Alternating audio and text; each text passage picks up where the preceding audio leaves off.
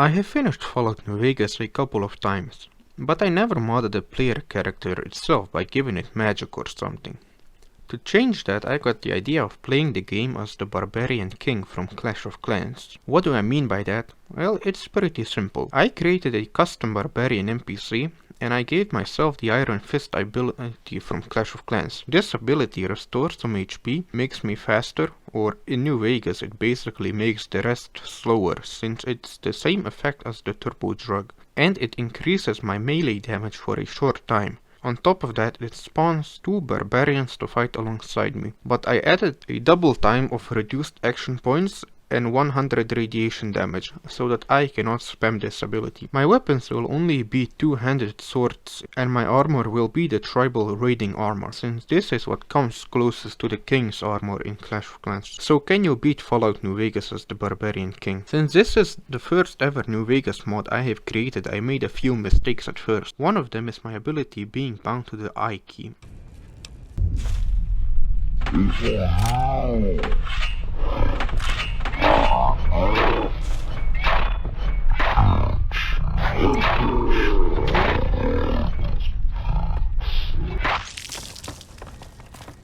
Well, glad that's over.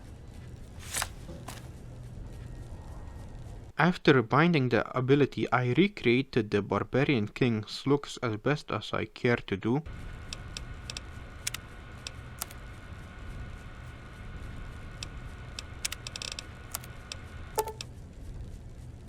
Since it's practically a melee build, I went with 10 in strength, endurance and luck, cause why not, and I spent the rest on intelligence.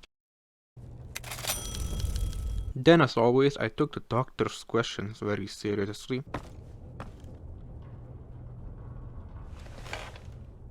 Alright. For my skills, I picked melee for obvious reasons, and since I suppose barbarians know a thing or two about surviving in the wild, I went with survival. And maybe you think medicine is not a fitting pick, but in Clash of Clans the king can get rid of all his wounds inflicted by cannons and even flame laser towers by simply sleeping. I did mess up my perks, so I will change that later. It was only fair that this challenge be done on hardcore mode on very hard difficulty.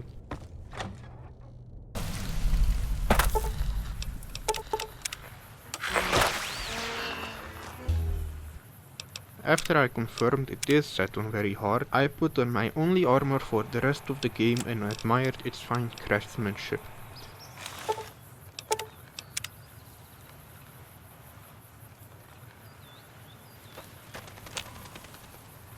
Before going to chat to sell all of the unnecessary stuff in my inventory and buy supplies. I went to Sunny Smiles to start the only quest where I will shoot bullets, and remember that the Barbarian King is one of the biggest creatures in Clash of Clans, so I increased my size with Dark Elixir, I mean console commands.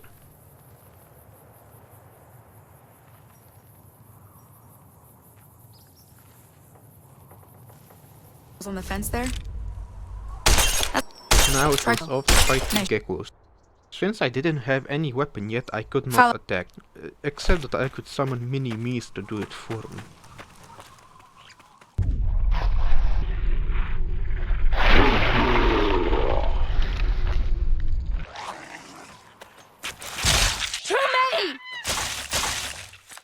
The villager accepted my help and I was done here. Well, that's what I thought. Just like they attacked Doc Mitchell before, my barbarians attacked the settler as well. I got to know that was because I had set them to very aggressive, so I changed it to normal aggressive. With that fixed, I rebuilt my character to pick better perks.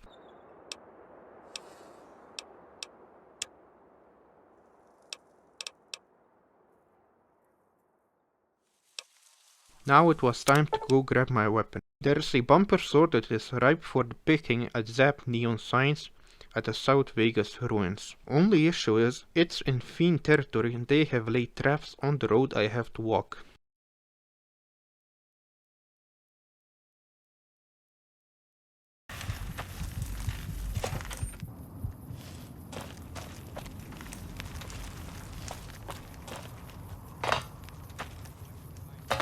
Do you like the sight of your own blood? Your own. Ready to die. I your own. Once I finally got the sword, the fiends were pretty easy pickings despite me still being level 1.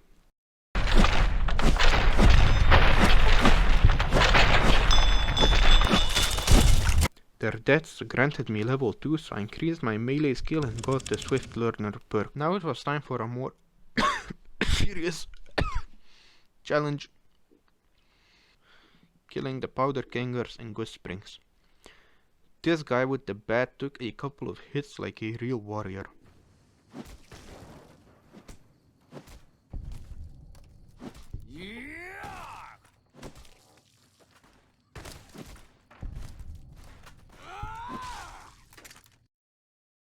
With them dead, I went straight to Freeside at level 3. Had a tussle with some crackheads and hunted a rat. Come on! Had enough?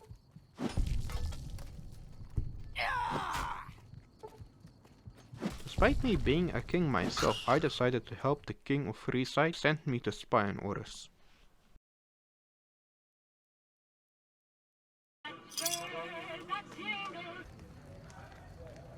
My final verdict was that Oris was a fraud and a cheat, so only his death was enough to make amends.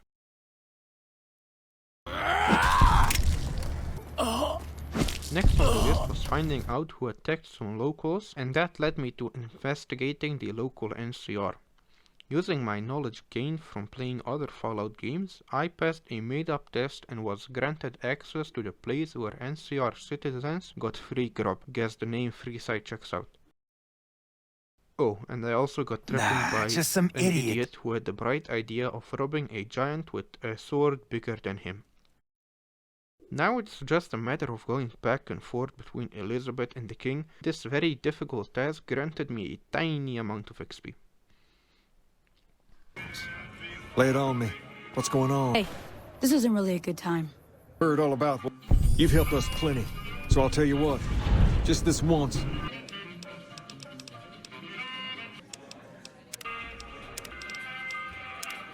Next on the list was slaughtering everyone at the tops and forget to first take advantage of my 10 luck stat to rob them blind.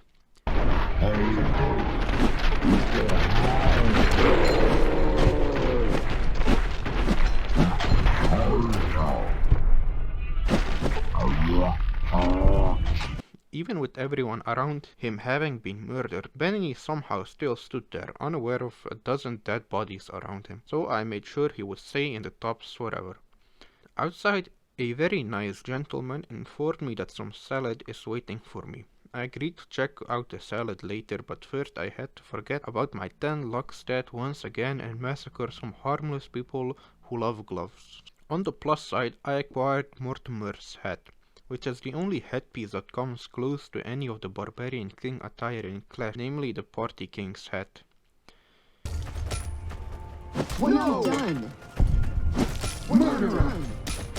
No! Even though I ended a couple dozen lives, I saved an arrogant little brat in the process. So it all evens out. I spoke with Ambassador Crocker, only to never further care about his requests.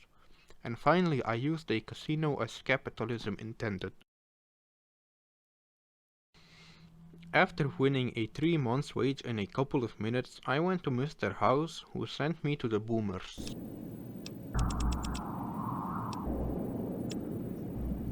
George's life was forfeited as evidence I am a good Fallout New Vegas player. At the request of Mommy Pearl, I helped out their only unqualified doctor. I'm afraid medications are in short supply.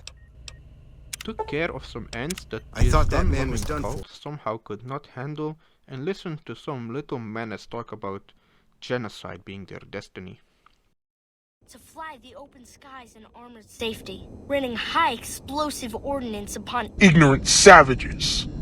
I started heading for Nipton, where I hunted for some meat on the way.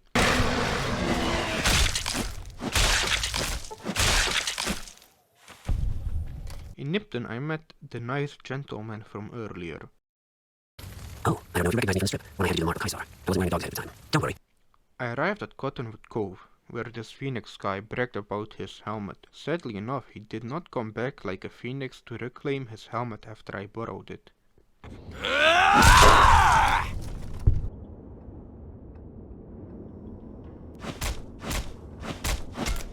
I spoke with the salad and the gentleman once again. Unbeknownst to the salad, his wishes were not executed. Good.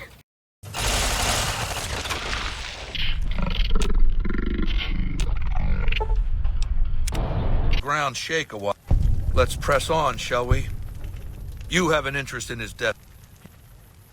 But neither was the fair maiden that the gentleman sent me to save. I do odd jobs here and there. Too bad for me that the... It was time to clean myself, so I went for a swim. And as per the boomer's request, I retrieved absolutely nothing for them.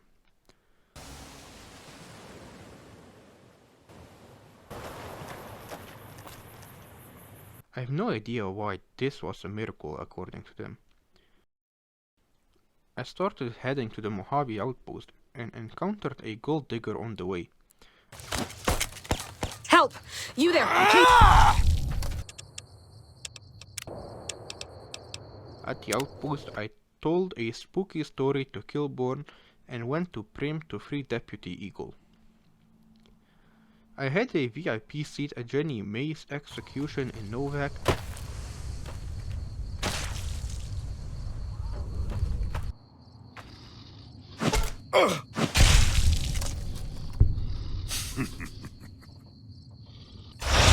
I see. In pursuit of a second bumper sword, I killed Jason Bright and mistook his head for a cabbage. Davison had the right idea about me, but decided to trust a deer skull instead.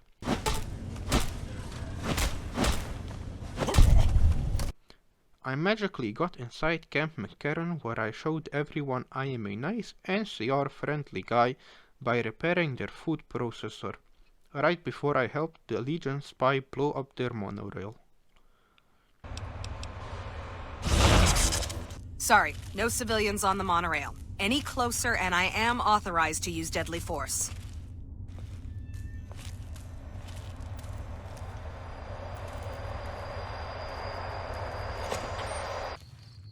The train is about to depart. Please keep clear of the doors and...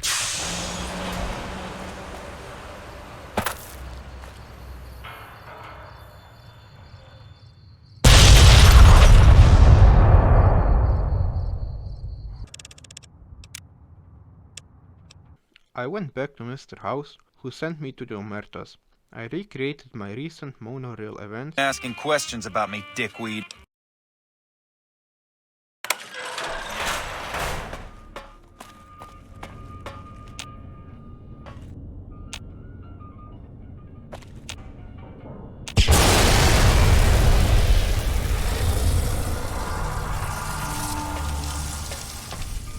I promised you. I suggest using it while... Because...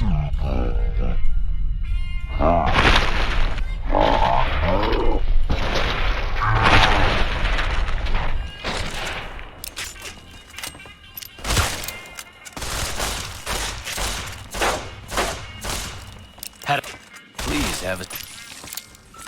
And was sent out to the Brotherhood. Their fate sadly wasn't blowing up as well, but death by giant blunt sword. A Brotherhood base? Here? I don't...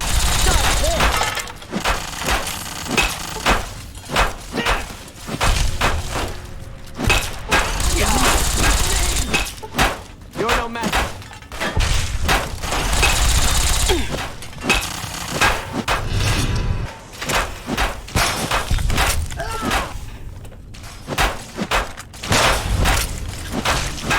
This welcome news comes just in time.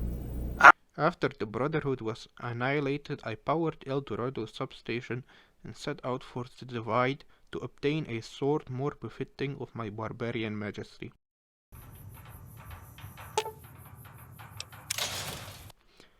A robot emerged from a tube and helped me open doors.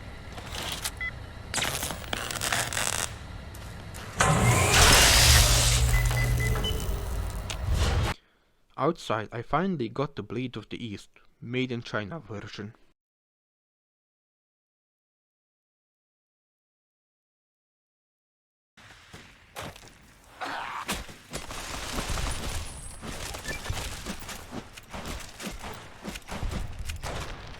To proceed, I cast some more Kaboom Boom.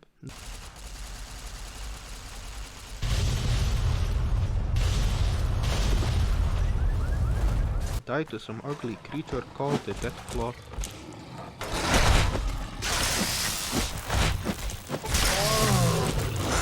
And blew even more stuff up.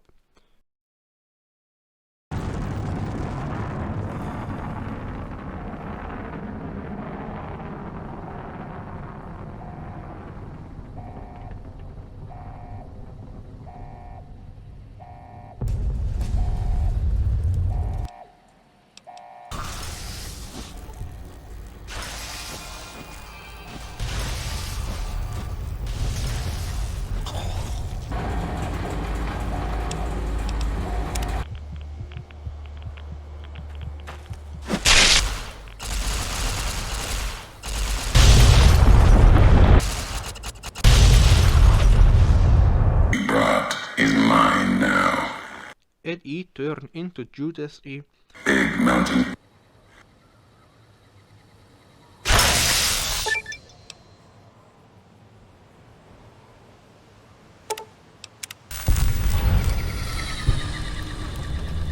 I set out further, and after a long, lonesome, aside from my spawned henchman, road, I found Judas E once again.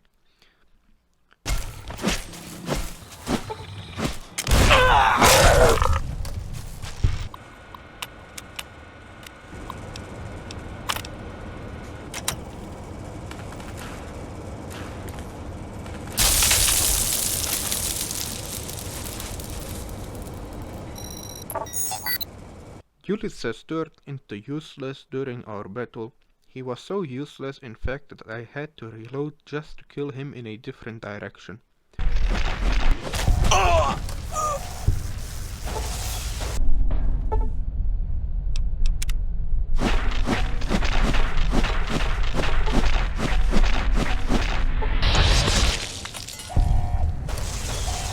Judas E made amends for his treachery with blood payment.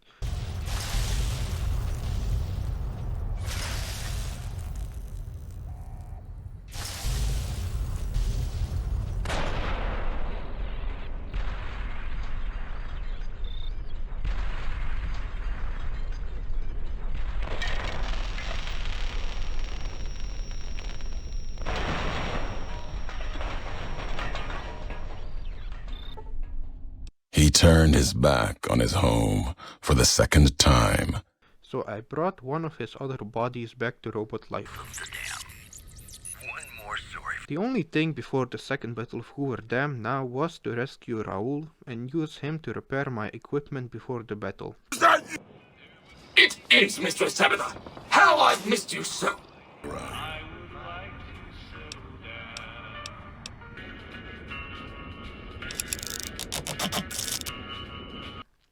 Now at Hoover Dam, the NCR was as threatening as a toddler with an axe.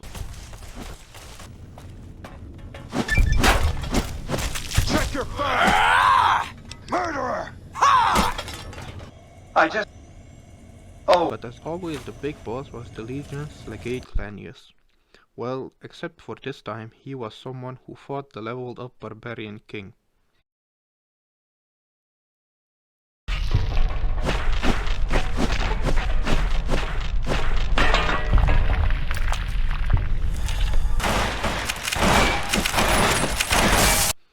Seeing how easy the legate went down, it's no surprise that I beat Fallout New Vegas as the Barbarian King.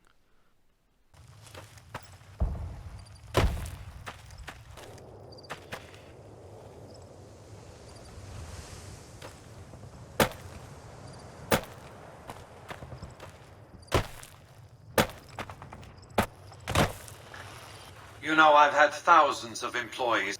Your performance has been nothing short. Back to Vegas, shall we?